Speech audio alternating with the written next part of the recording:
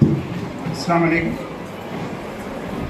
Professor Ahmad bag صاحب، director انڈرلوم institutions, اور معزز اساتذہ، آزادی کا مہوتسو کے موقع پر پولیٹیکل سائنس اور پبلک ایڈمنسٹریشن کی جانب سے مجھے کچھ اظہار خیال کرنے کا موقع دیا گیا ہے، اور میرا ٹاپک ہے آزادی اور صحافت. آزادی میں اردو صحافت نے کس طرح حصہ اپنا ادا کیا ہے، اس پر میں نے ایک آرٹیکل لکھا ہے. میں کوشش کروں گا اس کے بہت سی 3 سے 4 منٹ مکمل کر دوں اور آپ تک یہ چیز پیش کرنے کی کوشش کروں کہ 1857 سے پہلے اور 1857 کے بعد کے جو حالات بن رہے تھے اس میں اردو صحافت نے کن قربانیوں کو پیش کیا ہے.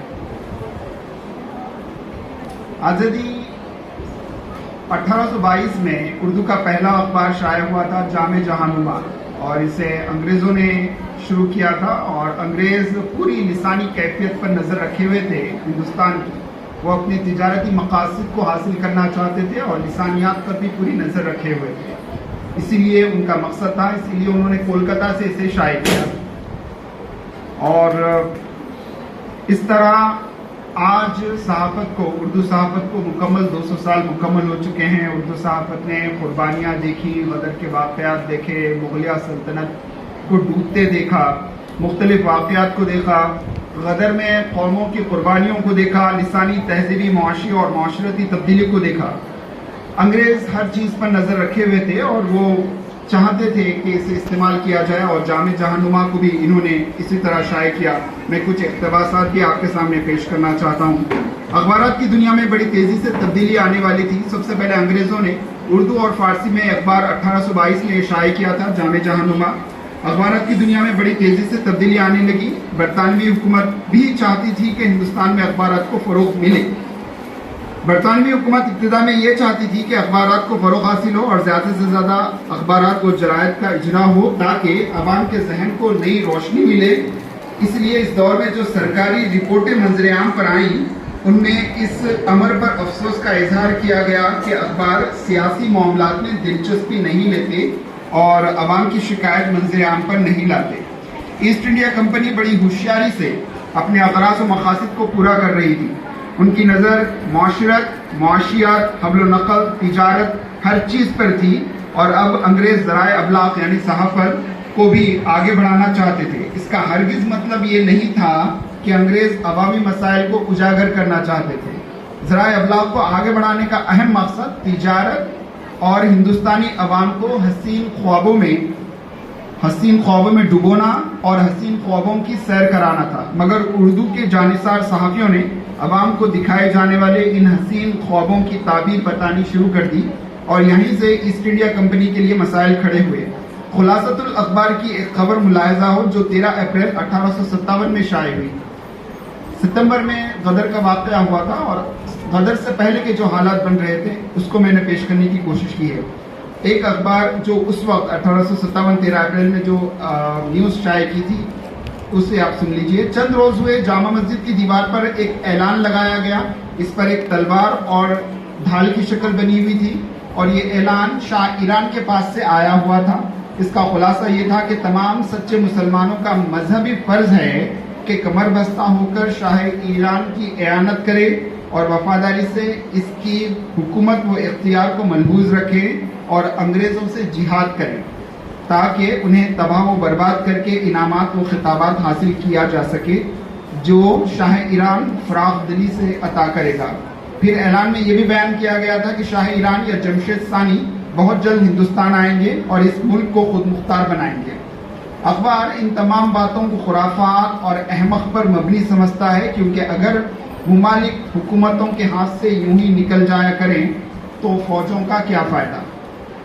اس کا خلاصہ میں پیش کیا ہے. غدر سے 1 ماہ قبل جس طرح کا ماحول بن رہا تھا، مندرجہ والا اقتباس سے واضح ہو جاتا ہے کہ خلاصۃ الاخبار نے انگریزوں کے خلاف پھیلنے والی افواہوں کے کچھ ایسے انداز میں پیش کیا جس میں اس بات کا لحاظ رکھا گیا کہ اخبار ماتوبین یعنی اعتاب والا ماتوبین ایسٹ انڈیا کمپنی نہ بن جائے.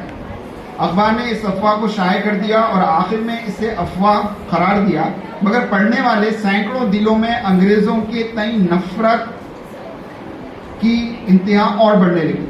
गदर से पहले दिल्ली और इसके अतराफ अकनाफ कई अखबार शाये हुआ करते थे।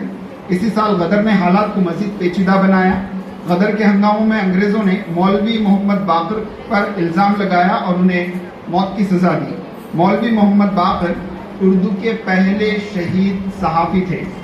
अंग्रेजों ने उन पर दिल्ली कॉलेज के प्रिंसिपल टेलर के कत्ल में मदद का इल्जाम आयद किया और उसी की पादाश में उन्हें गोली मार दी। इसी पे एक शेर है, फिर कहीं भी पनाह नहीं मिलती, मुल्क से मोहब्बत जब बेपनाह हो जाती है। किताब उर्दू सहाफ़त 19वीं सदी में दिल्ली उर्दू अखबार के आखिरी शुमारा का एक हवाला पेश किया गया, जिसमें गदर की जंग का एक छोटा सा नक्शा मौलवी मोहम्मद बाकर ने अपने अखबार में शाये किया था। 4 दिन से खूब लड़ाई हो रही है।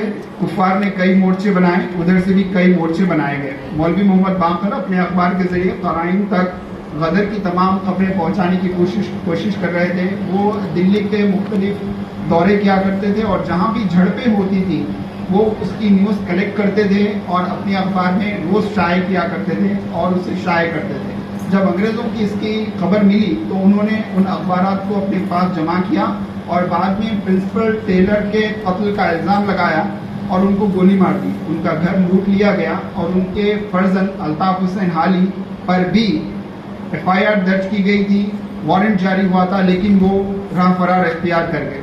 मैं अपने तकरीर को कम करता हूँ, एक इक़्तिबास उस वक्त के हालात बताता हूँ। गदर की कामयाबी के बाद अंग्रेज़ों ने उर्दू सहाफ़त और मुसलमानों से दिल खोलकर बदला लिया। कई उलमाए दीन, दानिश्वर, बेकसूर अफराद को अंग्रेज़ों ने फांसी पर चढ़ाया। खलील तंजुम ने फातिमा आलम अलीम की किताब याद बखैर का एक इक़्तिबास दर्ज किया है, उसे मैंने कोट किया है। जब दिल्ली में गदर हुआ तो उस वक्त हमारे दादा काजी अली मुरादाबाद के काजी थे और हमारे वालिद की उम्र उस वक्त 13 साल थी। दिल्ली के किले में कोहराम बरपा था। इस क़यामत में एक शहजादा किले से भागकर मुरादाबाद की तरफ आ निकला। नफसा नसीबी का आलम था, कोई शहजादों को पनाह देने तैयार न था। हमारे दादा को जब मालूम हुआ तो इन्होंने शहजादे को अपने यहाँ छुपा लिया। अंग्रेजों के पिट्ठू जासूस हर तरफ फैले हुए थे। किसी ने खबर कर दी कि मुरादाबाद के काजी ने शहजादे को पनाह देकर गद्दारी की है। शहर में खलबली मच गई।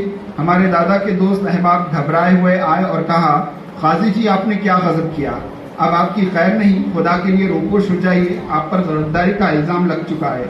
मगर काजी जी ने साफ इनकार कर दिया और कहा कि मैंने गद्दारी नहीं वफादारी की है, अब जो कुछ होगा देखा जाएगा। चुनाचे हमारे दादा मस्जिद में असर की नमाज अदा कर रहे थे। अंग्रेज इनको पकड़ कर ले गए और आनन फानन में फांसी दे दी।